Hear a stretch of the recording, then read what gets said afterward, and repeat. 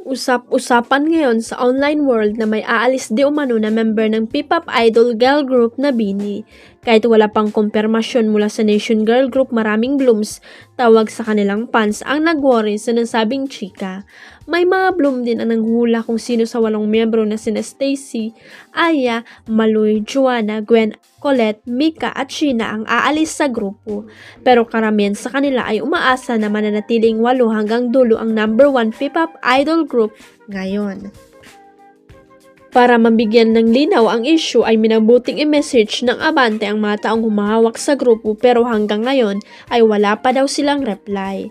Samantala, pinusuan ng mga Bloom ang spontaneous birthday trip ni BINI Aya na nagpunta sa Singapore na dala lang ang kanyang passport, power bank, condo, keys, lip tint, card at 1,000 cash. Nitong Lunes, January 27, naganap ang kanyang 24th birthday. Marami namang abangers at excited sa guesting ng BINI this week sa Fast Talk with Boy Abonda. Trending ngayon sa social media ang umano'y pang-dededman ng kapamilya singer-actress na si Sasha Padilla at kapuso actor na si Miguel Tan Felix. Ito ay may kaugnayan sa umano'y hindi pagpansin ng singer sa mensahe sa kanya ng kapuso star. Nitong January 16, nag-tweet si Sasha asking the netizen kung anong magandang teleseryeng panoorin dahil tapos na niya ang kapamilya series na Lavender Fields.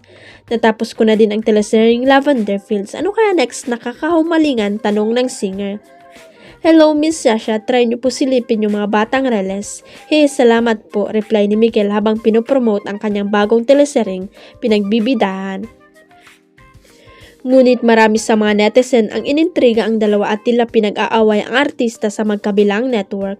Ilang araw kasi matapos ang tweet ni Sasha ay muli itong nag-tweet patungkol sa kasabayang teleserye ng mga batang release na Incognito. Started Incognito ang ganda galing ng action scene congrats Direk at Lester Pimentel at sa fight team mo. Sa mga hindi nakakaalam, si Direk Lester ang fight director ko sa ZZ Saturna, sabi ni Sasha. Kaya naman hindi maiwasan ng mga netizen lalo ng mga fans ni Miguel ang mag-isip kung sinadya ba ng pangkapamilya singer ang hindi pagre-reply sa binata.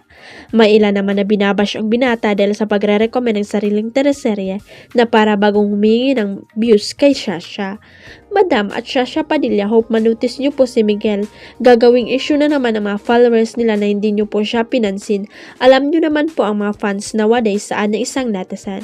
Comment naman ang isa, grabe naman kayo makasalita kay Miguel.